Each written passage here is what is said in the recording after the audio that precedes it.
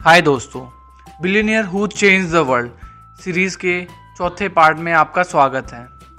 आज हम बात करने वाले हैं मिस्टर जॉन पियरपॉन मॉर्गन के बारे में। इन्होंने कई बार यूएस इकोनॉमी को रिसेशन से भी बचाया हुआ है। जेपी मॉर्गन का अमेरिका के इंडस्ट्रियलाइजेशन में बहुत बड़ा हाथ रहा था।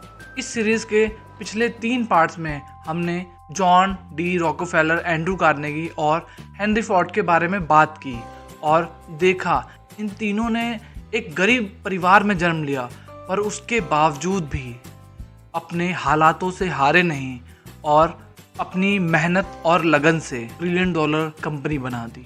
अगर आपने अभी तक वो वीडियोस नहीं देखी हैं तो आई आइकन पर क्लिक कीजिए और ऐसी ही और मोटिवेशनल बिजनेस स्टोरीज देखने के लिए हमारे चैनल को सब्सक्राइब करें। जेपी मॉर्गन का जन्म सन 1837 में एक अमीर परिवार में हुआ था। उनके पिता जूनियस स्पेंसर मॉर्गन यूएसए और यूरोप के जाने माने बैंकर थे। जेपी मॉर्गन पढ़ाई में काफ़ी अच्छे थे और नेपोलियन बोनापार्ट से बहुत प्रभावित थे। जेपी मॉर्गन को यूएस प्रेसिडेंट के ऑटोग्राफ कलेक्शन करने का बहुत शौक था। साल 1853 में उनके पिता की पार्टनरशिप लंदन की एक बैंकिंग कंपनी पीबडी एंड कंपनी से हो गई। इसके चलते जेपी मॉर्गन की फैमिली लंदन शिफ्ट हो गई। जेपी मॉर्गन बहुत ही गर्म मिजाज के थे और उन्हें सुधारने के लिए उनके पिता ने उनका एडमिशन स्विट्जरलैंड के बोर्डिंग स्कूल में करा दिया।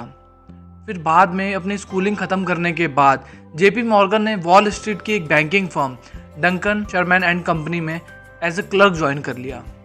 जेपी मॉर्गन की एक खास आदत थी कि वे अपने पिता को हर मंगलवार और शुक्रवार को पत्र लिखा करते थे, जिसमें वे यूएस इकोनॉमी और पॉलिटिक्स की इंफॉर्मेशन अपने पिता के साथ साझा किया करते थे। शर्मन एंड कंपनी में काम करने के कुछ सालों बाद उन्होंने 1861 में खुद की ही एक कंपनी खोल दी थी, जिसका नाम जेपी मॉर्गन एंड कंपनी रखा। बैंकिंग इंडस्ट्री में होने की वजह से मॉर्गन न्यूयॉर्क के बड़े बड़े रईस लोगों से मिला करते थे। वहीं उनकी मुलाकात एमिलिया स्टगस से हुई, जिन्हें मिमी के नाम से भी जाना जाता था। जेपी मॉर्गन और मिमी एक दूसरे को पसंद करते थे। फिर कुछ सालों बाद उन्होंने शादी का फैसला लिया और शादी से ठीक 2 महीने पहले मिमी की तबीयत बहुत ख़राब हो गई, जिसके चलते मॉर्गन ने जल्दी शादी करने का फ़ैसला लिया। और यही नहीं, जिस दिन शादी होने वाली थी मिमी की अचानक बहुत ही ज़्यादा तबीयत ख़राब हो गई थी, जिसके चलते फिर जेपी मॉर्गन ने उन्हें अपनी गोद में उठाकर शादी के लिए ले गए थे। फिर 1 साल तक मिमी का इलाज चलता रहा और अंत में पता लगा कि उनको टीबी हो गया था, जो कि उस टाइम पर एक बहुत बड़ी बीमारी थी। मिमी की तबीयत में कोई भी सुधार नहीं आ रहा था। फिर शादी के महज 1 साल बाद ही मिमी की मृत्यु हो गई। मिमी की मृत्यु के बाद जेपी मॉर्गन बहुत अकेले हो गए थे। वे अपना ज़्यादातर वक्त ऑफिस में ही बिताते थे और उसी टाइम यूएसए में सिविल वॉर भी शुरू हो गई थी और उन्होंने रॉकफेलर और एंड्रू कार्नेगी की तरह अपनी जगह किसी और को वॉर में लड़ने के लिए भेज दिया था, जिसे वे अदर मॉर्गन कहते थे। सिविल वॉर के दौरान जेपी मॉर्गन की मुलाकात एक न्यूयॉर्क के लॉयर स्टीव से हुई, जिसने उन्हें राइफल की मॉडर्नाइजेशन का आइडिया दिया, जो कि उन्हें बहुत पसंद आया। और 24 साल की उम्र में जेपी मॉर्गन ने स्टीव के साथ मिलकर यूनियन आर्मी से $3.5 प्रति राइफल के हिसाब से 5000 राइफल्स खरीद ली और फिर 0.7 सेंट खर्च करके same rifle JP Morgan and Steve ने अगले ही महीने आर्मी को $22 प्रति गन के रेट से बेच दी और खूब प्रॉफिट कमाया। इसके लिए जेपी मॉर्गन को काफ़ी आलोचनाओं का सामना भी करना पड़ा और उन्हें ट्रेटर भी कहा गया। 31 साल की उम्र में उन्होंने अपने बिजनेस सेट कर लिया था, जिससे उन्हें अच्छी खासी इनकम भी हो जाया करती थी। पर जेपी मॉर्गन इस बैंकिंग के काम से ऊब गए थे और रिटायर होना चाहते थे, पर उनके पिता ने उन्हें मोटिवेट करा और जेपी मॉर्गन को एक नई फर्म खोलने का सजेशन दिया। फिर जेपी मॉर्गन ने अपने पिता का सजेशन मानते हुए एंथनी ड्रेक्सर के साथ मिलकर एक न्यू फर्म खोली। ये कंपनी इंटरनेशनल ट्रेडिंग में इन्वेस्ट करा करती थी। जेपी मॉर्गन को घूमने का बहुत शौक था। वे साल के 12 महीनों में से 3 महीने दूसरे देश में घूमा करते थे और बाकी के 9 महीने फोकस होकर काम करा करते थे। जेपी मॉर्गन ने रेलवे कंपनीज में भी काफ़ी इन्वेस्ट करा हुआ था और उन्होंने थॉमस एडिसन के साथ मिलकर जनरल इलेक्ट्रिक कंपनी भी खोली थी, जो कि आज यूएसए की सबसे ज्यादा इलेक्ट्रिसिटी प्रोवाइडिंग कंपनी है।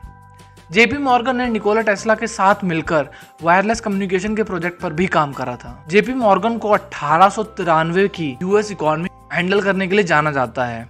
उस टाइम जेपी मॉर्गन ने अपने कार्टेल के सारे बैंकों का गोल्ड यूएस गवर्नमेंट को सेल कर दिया था, जिससे कि यूएसए की इकोनॉमी स्टेबल हो पाई।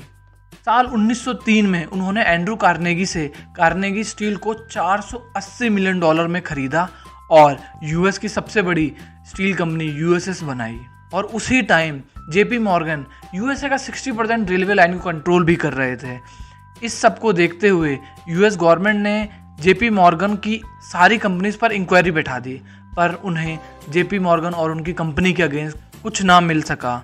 जेपी मॉर्गन ने टाइटैनिक में भी इन्वेस्ट करा हुआ था और वे टाइटैनिक में जाने भी वाले थे, पर शिप निकलने से कुछ टाइम पहले ही उनकी तबीयत खराब हो गई और वे टाइटैनिक में ना जा पाए, जो कि उनके लिए एक जीवन दान ही साबित हुआ, क्योंकि ये शिप ग्लेशियर से टकराकर डूब गया था और इसमें बैठे सारे लोग इस एक्सीडेंट में मारे गए थे। पर अगले ही साल 1913 में उनकी नींद में ही मृत्यु हो गई। उनके शोक में वॉल स्ट्रीट एक दिन तक बंद रहा था, जो कि यूएस हिस्ट्री में पहली बार हुआ था। इसी के साथ दुनिया का सबसे बड़ा इन्वेस्टमेंट बैंकर दुनिया छोड़ के जा चुका था। जेपी मॉर्गन दुनिया के सबसे बड़े और सबसे ताकतवर बैंकर में से एक थे, जो कि कंपटीशन को बिल्कुल जड़ से उखाड़ दिया करते थे। इसी के साथ हम इस केस स्टडी को यहीं ख़त्म करते हैं। अब मिलते हैं सीरीज़ के नेक्स्ट पार्ट में। आशा करता हूँ आपको ये वीडियो पसंद आई होगी। प्लीज़ हमारी वीडियो को लाइक करें और चैनल सब्सक्राइब करें। Thank you.